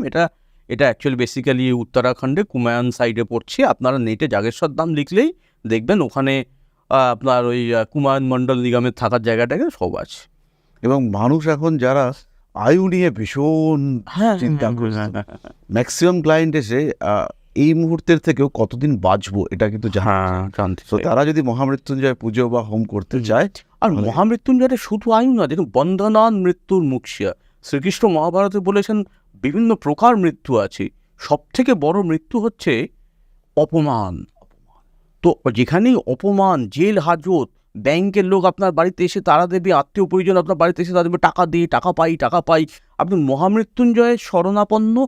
যেখানেই অসম্মানের আশঙ্কা রয়েছে বা বিশেষ করে বন্ধনান মৃত্যুর মুখ্য, কারাবন্ধনের আশঙ্কা রয়েছে, সেখানে আপনি মহামৃত্যুঞ্জয়ের পুজো করতে পারেন। বা কারাবন্ধনের ক্ষেত্রে আরেকটা উপায় আছে, পঞ্চমুখী হনুমানের পূজা। অর্থাৎ এই যে অষ্টাধিক বন্ধনম, মানে 8 রকম ভাবে মানুষের ক্ষতি হতে পারে, হানি হতে পারে, মৃত্যুতুল্য যা হতে সব পারে। কষ্ট। তো সেই সমস্তর উপায় করবার জন্য মহামৃত্যুঞ্জয়ের হোম করা উচিত। হ্যাঁ, এবং যদি দৈহিক বন্ধন হয়, মানে লিটারালি আক্ষরিক অর্থে বন্ধনের আশঙ্কা থাকে, এবং যদি সেটা রাহুর কারণে যদি লক্ষ্য করা যায়, তাহলে অবশ্যই আপনারা পঞ্চমুখী হনুমানের যাগযজ্ঞ পুজো করাতে পারেন। কিন্তু একটা কথা বলবো, একটু বিশ্বাস রাখতে হবে, যাকে দিয়ে পুজো করাবেন তাকে সন্তুষ্ট করতে হবে, তিনি যেন মন প্রাণ দিয়ে আপনার জন্য ঈশ্বরকে ডাকেন। সেই ডাকার অবস্থা, তার মনের নিশ্চিন্ততাটা আপনাকে দিতে হবে। আদি শঙ্করাচার্য যখন, উনি তো ব্রাহ্মণ ছিলেন এবং উনি তো সাধু ছিলেন, ভিক্ষুক ছিলেন। উনি যখন ভিক্ষা করতে করতে বিভিন্ন জায়গায় যেতেন, তখনকার বর্ণনা আমি যা পড়েছি, সেখানে বলা হচ্ছে যে একজন গরিব মহিলা, তার বাড়িতে শুধু একটা আমলকি ছাড়া কিছু নেই। সে বলছে, কি আনন্দ, আপনি আজকে সাধু সেবা করার সুযোগ আমি পেয়েছি, আর ঘরে কি আছে, আর ঘরে কি আছে, কি দিতে পারি আমি। আর আমরা এখন ভাবি, আমার বাড়িতে ছাড়া জায়গা পেল না আসার। এই যে আমরা রেগে যাই মন্দিরে টাকা চাইছি, আমি তো চাওয়ার আগে তার 3 গুণ টাকা দিয়ে দিই। মন্দিরটাকে তো চালাতে হবে, মন্দির থেকে আমি যদি পেতে চাই কিছু, হ্যাঁ অনেক সময় তারাও অসাধু হন, ঠকান, মানছি, কিন্তু আমরা কিন্তু খুবই মন্দিরে গিয়ে কৃপণতা করি। হ্যাঁ, এইটা একটু তাদের দিকটাও দেখা উচিত, তাদের এরকম করতে হচ্ছে কেন, আমাদেরও একটু দেখা উচিত। মন্দিরে গিয়ে অনেকেই একটা 10 টাকা, একটা 1 টাকা ওগুলোর কি আজকালকার এবং বলছে 5 শিকে, 5 শিকে কোন যুগে শনি মন্দির, এখন থেকে তো শিকেই এখন পাওয়া যায় না। ওইগুলো কি করলে হয়, একটু তো বুঝতে হবে না, সব দিক চিন্তা করতে হবে। এক্স্যাক্টলি এটা এবং যত দিন যাচ্ছে মানুষের মধ্যে এই রাহুর প্রভাব এটা সত্যি সত্যি ক্রমাগত বাড়ছে, এবং দেবদেবীর প্রতি ভক্তি বা তাদের সম্পর্কে জানার আগ্রহ এটা ক্রমাগত কমতে থাকছে। আমরা দেবদেবীদের দ্বারে যাচ্ছি, কিন্তু বিশ্বাস করছি বলে ততটা নয়, অস্তিত্ব আছে কিনা আমরা শিওর নয়, দেখিনি, জানি না বাবা, কি জানি হয়তো আছি, সবাই গেছে, যাই, না গেলে যদি কোনো ক্ষতি হয়, তাই টাকা পয়সাতে একটু চেয়ে আসি, হয়তো কিছু পাবো, কিন্তু 100% ফেথ নেই। যে আছে তো বটেই, তাই জন্যই আমার যেতেই হবে, 100% ফেথ নেই। তো ম্যাক্সিমাম লোককে জিজ্ঞেস যদি আপনি করেন, বলেন পূর্বজন্ম, এরকম মনে হয় মুনি ঋষিরা এমনি বলেছেন যাতে আপনার ভালোভাবে থাকি। একটাই তো জীবন, বলুন, কে আর পূর্বজন্ম পরজন্ম দেখেছে? এরা কেউ সনাতনী বা হিন্দু হতে পারে না। না, এরা সনাতনী নয়, এরা নামে হিন্দু। এবং এই জায়গাটাতে মুনি ঋষিদের কথাতে একটা জিনিস আমি আগেই বলতে যাচ্ছিলাম, তো এটা আমার অদ্ভুত লাগে। আমি যতটুকু জানি ভারতের প্রথম অবজারভেটরি তৈরি করেছিলেন সবাই জয়সিংহ। তো উনি একাধিক যন্ত্র তৈরি করেছিলেন যেগুলোর মাধ্যমে মহাকাশের বস্তুগুলোকে বা বিভিন্ন জিনিসকে অবজারভেশন করা যেত। তো সেটা আমাদের হিসেবের বছরের মধ্যে, কিন্তু তার আগে এই মুনি ঋষিরা, রিসেন্টলি আমি একটা টেলিস্কোপ কিনেছি, তো সেটা দিয়ে আমি ছবি ভালো করে বৃহস্পতিকে দেখার চেষ্টা করলাম। তো সেই বৃহস্পতি যাকে পাওয়ারফুল একটা টেলিস্কোপ দিয়ে দেখা যাচ্ছে ওইটুকু, সেই বৃহস্পতি একটা অ্যাপ আছে স্টেলারিয়াম, আপনাকে বলি, হয়তো আপনি জানেন এটা, তো সেটাতে পুরো আকাশটাকে দেখা যায় কোথায় কোন গ্রহ আছে। আমি দেখলাম কর্কটে বৃহস্পতি আছে, এবং কর্কট রাশিটা কোথায় আছে এটা মানে আমি ওই অ্যাপের থ্রুতে বুঝতে পারলাম। কিন্তু আমার অদ্ভুত লাগে যে এই প্রাচীন মুনি ঋষিরা কি ক্ষমতা তাদের, যে তারা ওই বিষয়গুলোর এক্স্যাক্ট লোকেশন এবং এক্স্যাক্ট ম্যাথামেটিক্সটা তারা বার করে গেছেন।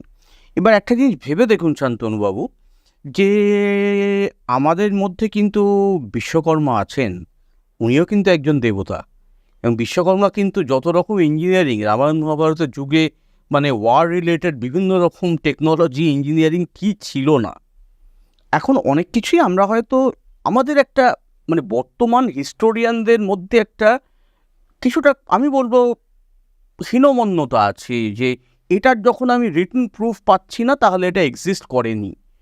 কিন্তু বিজ্ঞান একটা ডেভেলপিং সাবজেক্ট। বিজ্ঞানী এক সময় বলতো যে সূর্য পৃথিবীর চারধারে ঘোরে, এখন বলছে পৃথিবী সূর্যের চারধারে ঘোরে, একদিন বলতো প্লুটো একটা গ্রহ, আজ বলছে প্লুটো বামন গ্রহ। বিজ্ঞানের মত কিন্তু পরিবর্তন হয়েই চলে। তার মানে আমরা কোনো মানুষ যখন মাউন্ট এভারেস্ট দেখেনি বা পৌঁছয়নি, তখন কি মাউন্ট এভারেস্টের অস্তিত্ব ছিল না? তো বিজ্ঞানের অজানা অনেক কিছু আছে, কিন্তু তা বলে সেটা নেই নয়। হয়তো 10 বছর পরে বিজ্ঞান সেটা জানতে পারবে। বিজ্ঞান কখনোই কিছু গ্যারান্টি দিতে পারে না, ওরা ওদের মাইন্ড চেঞ্জ করে, এবং তাতে আমি তাদের কোনো দোষ দিচ্ছি না, হতেই পারে। তো ওই জন্যই বলছি যে একটু বিশ্বাসের জায়গাটাও রাখা উচিত। এবার আমরা ছোটবেলাতে আমরাই পড়েছি যে সূর্য স্থির, পৃথিবী তার চারদিকে ঘোরে। হ্যাঁ। এখন যদি আমরা নেটে স্পিড অফ সান খুঁজি, সাংঘাতিক ভয়ঙ্কর স্পিডে সূর্য ছুটেছে। সবসময় নতুন নতুন তথ্য আসছে। তো এই জায়গাটাতে আমি আমার একটা কনসেপ্ট শেয়ার করি। আমি যদি আর্য সভ্যতা, আর্য যুগের বলা হয় যে মহাভারত, রামায়ণ এরা হচ্ছে গিয়ে আর্য যুগে লেখা, বাট আমার যেন মনে হয় এই ত্রেতা যুগ, দ্বাপর যুগ এগুলো যেন আলাদা কোনো একটা যুগের গল্প। কারণ আর্য যুগে আমরা জেনেছি যে আর্যরা অনেকটাই যাযাবর শ্রেণীর, এবং ওরা যখন ওদের থেকে বেশি উন্নত ছিল সিন্ধু ঘাটি সভ্যতার মানুষজনরা। তো আর্যরা মূলত গ্রামীণ সভ্যতার লোক ছিল। কিন্তু আমরা যে ইন্দ্রপ্রস্থ বা হস্তিনাপুর বা এই সময়কার যে সমস্ত টেকনোলজি দেখি, যে যেমন ব্যাস এলেন বা গান্ধারীর ভ্রূণটাকে নিয়ে সেটাকে হচ্ছে গিয়ে ক্লোনিং সিস্টেমে 100টা পার্টের মধ্যে রেখে দিলেন এবং সেখান থেকে 100টা জন্ম হলো।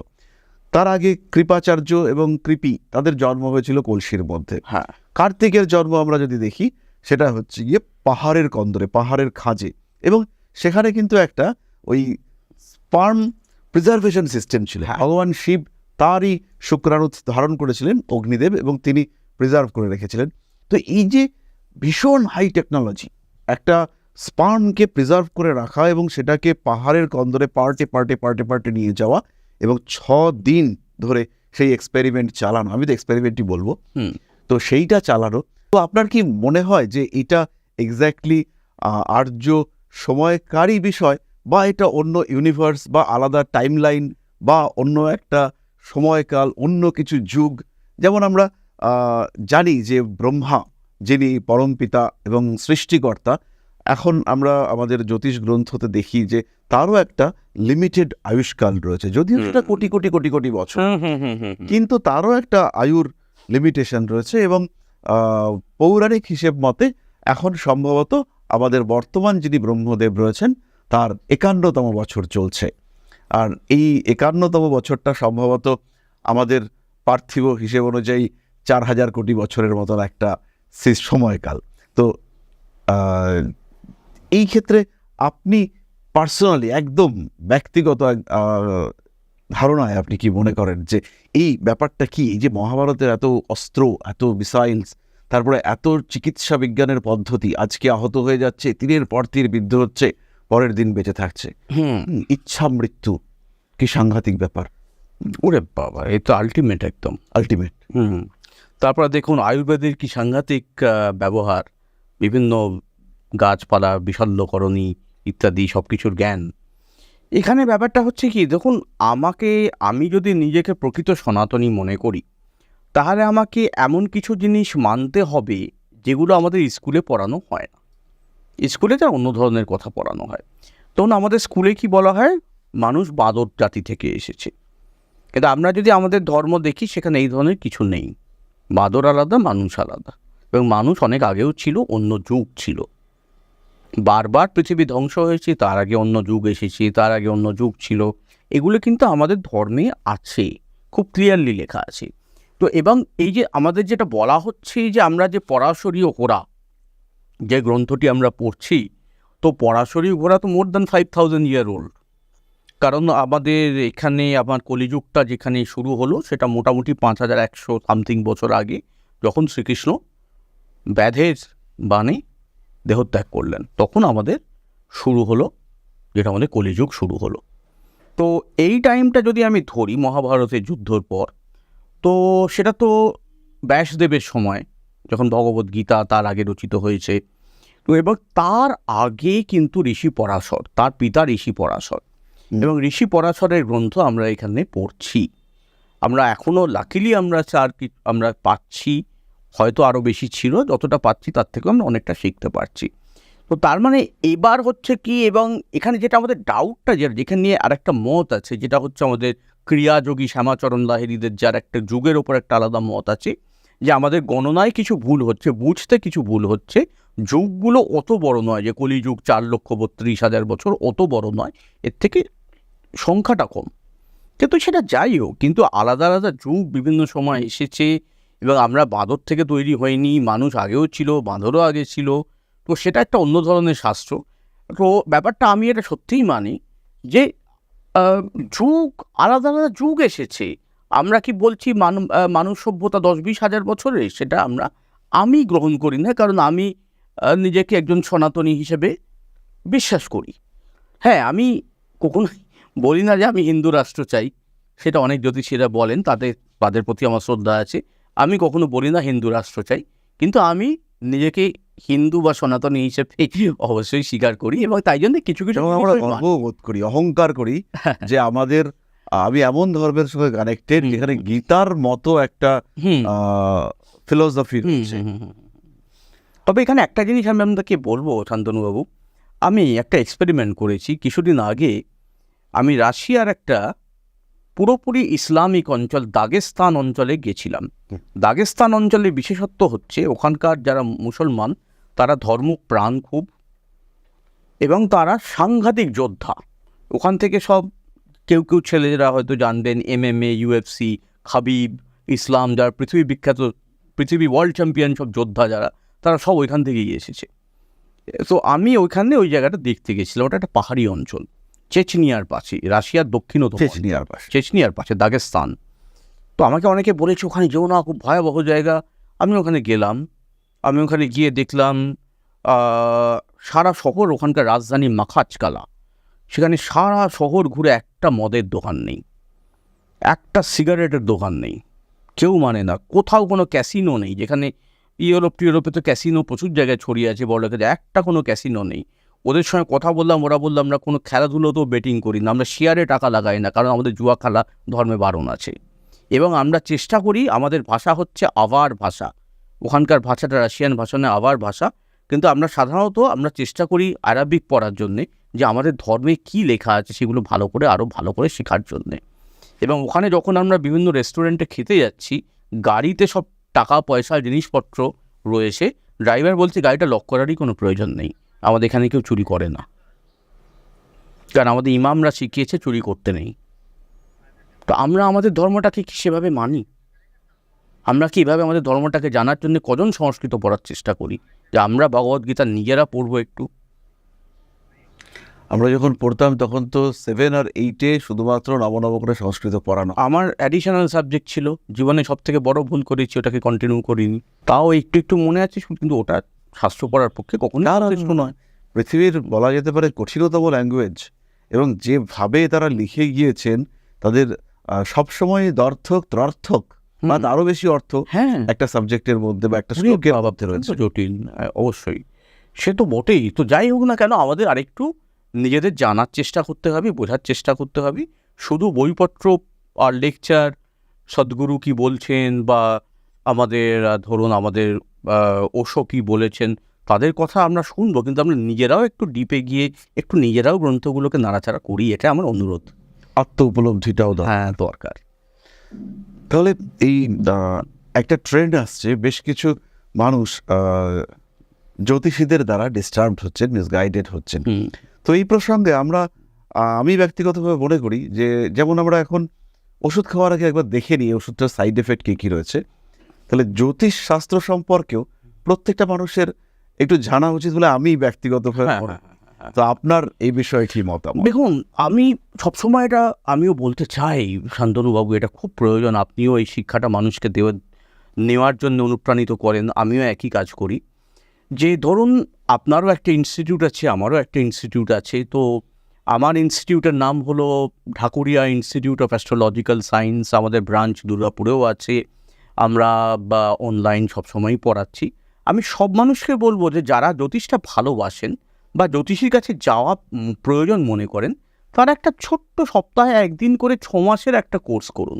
বেসিক জানবেন একটু, যাতে কোনোদিন কেউ আপনাকে প্রতারিত করতে পারবে না। এবং একটু নিজে এটাও বুঝতে পারবেন যে জ্যোতিষ থেকে আমরা কিভাবে উপকৃত হতে পারি। একটু উপদেশ বন্ধু আত্মীয়দেরও দিতে পারবেন। তারপর যদি মনে হয় বিষয়টা আমার ইন্টারেস্টিং লাগছে, আরেকটু পড়লেন। আপনার প্রফেশন নিতে ইচ্ছে করলেও করলেন, না হলে করলেন না। কিন্তু এটা একটা ধর্মীয় হিন্দু ধর্মের শাস্ত্র, এবং এটা খুব ইন্টারেস্টিং, দারুণ মজাদার শাস্ত্র। একবার ভালো লাগলে আর দেখবেন বই পড়া বন্ধ করতে পারবেন না। আপনাদের গল্পের বইটই তো আমরা পড়ি, সেইভাবেই একটু পড়ুন না। আর শান্তনুবাবুর কাছেও আসতে পারেন, আমার সঙ্গেও যোগাযোগ করতে পারেন। একটু প্রাথমিক শিক্ষাটা নিন না, এতে আপনাদের সকলের ভালো হবে, এবং আত্মীয় বন্ধুদেরও কিছু সময় কিছু ভালো উপদেশ। লাইফস্টাইলটা চেঞ্জ হয়ে যাবে। হ্যাঁ। আর এর মধ্যে অনেক কিছু আছে, ধর্ম, ছোটোখাটো আয়ুর্বেদিক জ্ঞান, অনেক কিছু সুন্দর সুন্দর, মানে আমাদের জীবনের সঙ্গে ওতপ্রোতভাবে জড়িয়ে আছে এমন অনেক কিছু আছে, যোগ, অনেক কিছু আছে, খুব ভালো লাগবে। লাইফটাকে নিজেই প্ল্যান করতে পারবেন, রোজ রোজ আপনাদের তখন ওই কাগজ বা ইন্টারনেটে ফরকাস্ট দেখতে হবে না। হ্যাঁ, এখন মানুষজন আমাদের কাছে এসে বলেন সকাল থেকে সন্ধ্যে পর্যন্ত জ্যোতিষের পডকাস্ট দেখি হ্যাঁ, বা রিলস দেখি। এর থেকে যদি একটু পড়াশুনো করে নিজেরা নিজেদের লিমিটেশনটুকু কতটুকু আমি হুম। পেতে পারি, আমার আধার কতটুকু, যে আমি ভাবতেই পারি আমি মুকেশ আম্বানি হব, কিন্তু সেটা হওয়ার যোগ্যতা আমার আছে কি না, এটা যদি তারা একটু হ্যাঁ, রিয়ালাইজ করেন, বা আমার ইউনিভার্স আমাকে সেই যোগ্যতা দিয়ে পাঠিয়েছে কিনা, হ্যাঁ। যেটা তার কুণ্ডলিতে রিফ্লেক্ট যোগ্যতা না হলে কি করে হবে? যোগ্যতা, তার সঙ্গে ভাগ্য, পরিশ্রম, সততা, অনেক কিছু মিলিয়ে সেই জায়গাটায় পৌঁছানোর জায়গাটা আসছে। কিন্তু কিছুটা তো একটা যোগ্যতা, মিনিমাম তার ট্যালেন্ট, যোগ্যতা থাকা। যোগ্যতা বলতে অ্যাস্ট্রোলজিক্যাল যোগ্যতা অবশ্যই, সেটাই তো আর যে কি। কুণ্ডলিতে কি রিফ্লেক্ট করছে। পোটেনশিয়ালটা, অ্যাস্ট্রোলজিক্যাল পোটেনশিয়ালটা তার আছে কিনা, তাকে পারমিট করছে কিনা, তার কর্মফল তাকে পারমিট করছে কিনা। আজকে বহু মানুষ ভাবছে যে অর্জুনদা বিদেশে গিয়ে পড়িয়ে আসছে, আমরাও তো জ্যোতিষ জানি, কম তো জানি না, কিন্তু আমরা যেতে পারছি না। তো এটা তো হচ্ছে গিয়ে তার চার্ট স্পেসিফাই। হ্যাঁ, না, আরও একটা ব্যাপার আছে এখানে, আমি কিছু কথা আমার ছাত্রছাত্রীদের এবং সবাইকেই বলতে চাই, যে আমাদের বাংলায় কিন্তু খুব ভালো ভালো জ্যোতিষী আছেন, নেই তা নয়, খুব ভালো ট্যালেন্টেড মেধাবী মানুষ জ্যোতিষ নিয়ে পড়াশোনা করছেন, কিন্তু আমরা গুরুত্ব দিই তাদেরই যারা বিজ্ঞাপনে বেশি করে মুখ দেখান। এক্স্যাক্ট। আমাদের কিন্তু একটু চেষ্টা করতে হবে রেফারেন্সের মাধ্যমে, যেমন আমরা ডাক্তারের কাছে যাই, আমরা কি অ্যাড দেখে ডাক্তারের কাছে যাই না রেফারেন্স দেখে যাই? অ্যাড দেখে কখনো কখনো যেতে পারি, একটু বড় হসপিটালে অ্যাড দিচ্ছে যেতে পারি, তো সাধারণত আমি আপনাদের বলবো যে কাউকে একটু জিজ্ঞেস করুন, ভাই তুমি কি কাউকে দেখিয়েছো কখনো, কেউ উপকার পেয়েছো কারোর থেকে, কাউকে চেনো, এভাবে একটু একটু রেফারেন্স নিয়ে যান। তাতে তিনি বিখ্যাত কি অবিখ্যাত সেটা বড় কথা নয়, একটু রেফারেন্স নিয়ে যান। এবং অনেক সময় ভাবেন, বাবা আমি তো শ্রীরামপুরে থাকি, আমি গড়িয়া যেতে পারবো না, ওটা বড় কথা নয়। আমাকে দেখাতে এক একজন মানুষ অনেক দূর দূর থেকে, অন্য দেশ থেকে, অন্য দেশেও এসেছেন। তখন অনলাইনের চল অতটা ছিল না, বিফোর কোভিড। যেমন আমি একটা খুব ইন্টারেস্টিং কথা বলছি, যে একটা রাশিয়াতে অনেক বছর আগে, প্রায় 12-13 বছর আগে, একটি মেয়ে, তার বয়স তখন 25 বছর মতন, তো সে আমাকে দেখাতে এসেছে। সে কিন্তু 6 ঘন্টা বাস জার্নি করে একটা অন্য শহর থেকে আমার কাছে এসেছে দেখাবে বলে। ঠিক টাইমে পৌঁছেছে, ওরা কিন্তু দেরি করে না, টাইমে পৌঁছবেই, ঠিক টাইমে পৌঁছেছে। এবং মেয়েটির সঙ্গে যখন কথা হচ্ছে, মেয়েটি আমায় বলছে যে আমার 2 মাস হলো চাকরি চলে গেছে, আমার কোনো রোজগার নেই, তা আমি শুধু একটু ইংলিশ রাশিয়ান অনুবাদ করে খুব অল্প রোজগার করছি। আমি গত মাসে মাত্র 10-12 হাজার টাকা, যেটা ওদের মূল্যে কিছুই নয়, মানে জাস্ট সামান্য চা কফি খাওয়ার টাকা, ওটুকুই রোজগার করতে পেরেছি। তো তখন আমার ফিসটাও ওখানে 10-12 হাজার টাকাই। তো এটা 12-13 বছর আগে। তো ওই টাকাটা আমি এনেছি তোমাকে দেবো বলে। আমি অবাক হয়ে বললাম, তুমি গত মাসে যেটা রোজগার করেছো, তার পুরোটা আমার 1 ঘন্টার কনসালটেশনের জন্য দেবে বলে তুমি 6 ঘন্টা বাসে করে এসেছো। বললে আমার বোন আপনাকে দেখিয়ে উপকৃত হয়েছিল। আমি বললাম, তুমি মনে করলে যে এই টাকাটা আমাকে দেওয়া উচিত হবে? বললো যে কেন? তখন মেয়েটি যে কথা বলল, আমার মনে হলো যে আমার একটা শিহরণ বয়ে গেল আমার শরীরে। বলল, একটা কনসালটেশন তো আমার জীবন বদলে দিতে পারে, তার জন্য আমি আরাবো না কেন? তাহলে ব্যাপারটাকে সিরিয়াসলি নিতে হবে এবং সেই ধরনের মানুষের কাছে আপনাকে যেতে হবে। সেটা আমি বা শান্তনু ভাই সেটা বলছি না, অনেকেই এরকম আছেন। কিন্তু বিজ্ঞাপন এবং খ্যাতি দেখুন, কিন্তু তারপরে তাকে কেউ দেখিয়েছেন কিনা একটু রেফারেন্সের দিক থেকেও চেক করুন, সেটাও দরকার। এক্স্যাক্টলি। না হলে হচ্ছে গিয়ে অদ্ভুত অদ্ভুত চিন্তাভাবনা, অদ্ভুত অদ্ভুত ক্ষমতা, এগুলো আমরা দেখতে পাবো যে আমি সব পাল্টে দেবো, সব চেঞ্জ করে দেবো। হয় এটা কখনো হয় না, এটা আমরা কেউ সম্ভব না। ভগবান, সে তো ভগবানই একমাত্র পারবেন। কারণ দুঃখ, দুর্দশা, সমস্যা, স্ট্রাগল, এগুলো তো আমাদের জীবনেও আছে। এবং আরেকটা জিনিস আমি পরামর্শ দেব, যে এমন মানুষের কাছে যাবেন যিনি মানুষ হিসেবে বিশ্বাসযোগ্য এবং ভালো। সেটা আপনি চিকিৎসক, উকিল, জ্যোতিষী, আপনি যে প্রফেশনে, ইঞ্জিনিয়ার, সিভিল ইঞ্জিনিয়ার, যে প্রফেশনেই যান, মানুষ হিসেবে যিনি ভালো তাকে একটু খুঁজে বার করার চেষ্টা করুন। মানুষ হিসেবে যাকে আপনি বিশ্বাস করতে পারবেন। আমি একজন জ্যোতিষীর কথা বলছি, নাম আমার মনেও নেই, দিল্লির একজন অল্প বয়সী জ্যোতিষী। পোল্যান্ডের আমার একজন ক্লায়েন্ট একটি নেপালি ভদ্রলোককে বিয়ে করতে চাইছিলেন, তাই জন্য কুষ্ঠিটা, তার নিজের কুষ্ঠি এবং নেপালি ভদ্রলোকের কুষ্ঠি ওই দিল্লির জ্যোতিষীর কাছে পাঠিয়েছিলেন। দিল্লির জ্যোতিষী অবিবাহিত ছিলেন, তার বয়স খুব একটা ছিল না। দিল্লির জ্যোতিষী তাকে বলে পাঠালেন, নেপালের লোকটার সঙ্গে তোমার ছকটা মিলছে না, আমার ছকের সঙ্গে তোমার ছকটা মিলছে, তুমি আমাকে বিয়ে করবে। এটা একটু বিচিত্র নয় কি? অবশ্যই বেশি। আমি তো ভারতীয় হিসেবে, একজন জ্যোতিষী সমাজের প্রতিনিধি হিসেবে আমি মাথা নিচু হয়ে গেল আমার যখন উনি এই কথাটা বললেন। এবং ভদ্রমহিলা এতটাই সরল, সেই দিল্লি জ্যোতিষী ছকটাও আমায় দেখাচ্ছেন, যে বলেছে এটা কি সত্যি। এতটাই সরল তিনি, সরল, ভয় পেয়ে গেছেন। এমনভাবে সে বলেছে যে নেপালি লোক তোমায় এই করে দেবে, সেই করে দেবে, তোমায় মেরে ফেলবে, আমি তোমার পক্ষে উপযুক্ত পাত্র। কি সাংঘাতিক! আপনি যদি খারাপ লোকের কাছে গিয়ে পড়েন, আপনি খুব ভয়ঙ্কর ভয়ঙ্কর বিপদে পড়তে পারেন। অবশ্যই। হ্যাঁ, কারণ এখানে মানুষ নিজের ভাগ্যকে উন্মুক্ত করছে, তার জীবনের সমস্ত সব গোপন secret কথাগুলো বলছে, আমাদের হ্যাঁ। বলছে। আমাদের তো বিশ্বাসযোগ্য হওয়া উচিত। হ্যাঁ। আরেকজন জ্যোতিষী আমাকে বলেছিলেন, আচ্ছা একটা জিনিস করলে হয় না, আমাদের কাছে অনেক অল্প বয়সী ছেলে মেয়েদের ছক আসছে, যাদের বিয়ে হচ্ছে না, তারা বিয়ে করতে চাইছে, সেই ডেটাগুলোকে আমরা যদি সেল করি বিভিন্ন ম্যারেজ ব্যুরোর কাছে, আমরা তার থেকে ইনকাম করতে পারবো। তারা ওদের অ্যাপ্রোচ করবে, আমরা সেই ডেটা সেল করে ইনকাম করলে কেমন হয়? কী বিপদ, কি সাংঘাতিক! কী সাংঘাতিক ব্যাপার! এগুলো আমাদের দেশে বেশি হচ্ছে, এটা উচিত না। তাহলে আজকের আমরা অনেক কিছু জানলাম, এবং অর্জুনদা এত সরল, স্বাভাবিক, সাবলীলভাবে তার অভিজ্ঞতা আমাদের সঙ্গে শেয়ার করলেন। শুধু আমি বা যারা জ্যোতিষ ভালোবাসি তারা নয়, সমাজের প্রত্যেকটা মানুষ, যারা ইচ্ছে হোক, অনিচ্ছায় হোক, প্রয়োজনে হোক, কারুর দ্বারা অনুপ্রাণিত হয়ে হোক, জ্যোতিষের প্রতি নির্ভরশীল প্রত্যেকটি মানুষ কিন্তু আজকের এই আলোচনার দ্বারা উপকৃত হবে। এবং আমি আজকে এই অর্জুনদার সঙ্গে যে বসেছি, এটা আমার সৌভাগ্য, এবং আমি খুব আনন্দিত যে আজকে আমি এরকম একজন মানুষ, যিনি একদম মাটির সঙ্গে মিশে থাকা উচ্চস্তরীয় একজন মানুষ, তার সঙ্গে বসতে পারলাম। এটা কিন্তু আজকে আমার সৌভাগ্য, এবং জ্যোতিষ শাস্ত্র চর্চাকারী, জ্যোতিষ প্রেমী হিসেবে আমার কিন্তু এটা অবশ্যই একটা গর্বের দিন। তো আজকে সময় তো প্রায় শেষ হয়ে এসেছে, আলোচনা শেষ হয় না, সময় ফুরিয়ে যায়। আজকে আমরা এই পর্যন্তই। সবাই খুব ভালো থাকুন, আর আমরা অর্জুনদার সুস্বাস্থ্য, সমৃদ্ধি, বুৎপত্তি ইত্যাদির জন্য শুভকামনা জানাই মা আদিশক্তির কাছে। সেই সঙ্গে সঙ্গে আপনাদের জীবনও মা শ্রী শ্রী আদিশক্তির আশীর্বাদে আরও সমৃদ্ধ হয়ে উঠুক, আরও সুন্দর হয়ে উঠুক, এই কামনা করি। আমিও একই কথা বলছি, আপনারা সকলে ভালো থাকুন, এবং একটাই আশীর্বাদ করুন, আমি যেন চিরকাল মাটির সঙ্গে মিশেই থাকতে পারি। ঠিক আছে, ভবিষ্যতে কখনো আবার নিশ্চয়ই দেখা হবে। নমস্কার।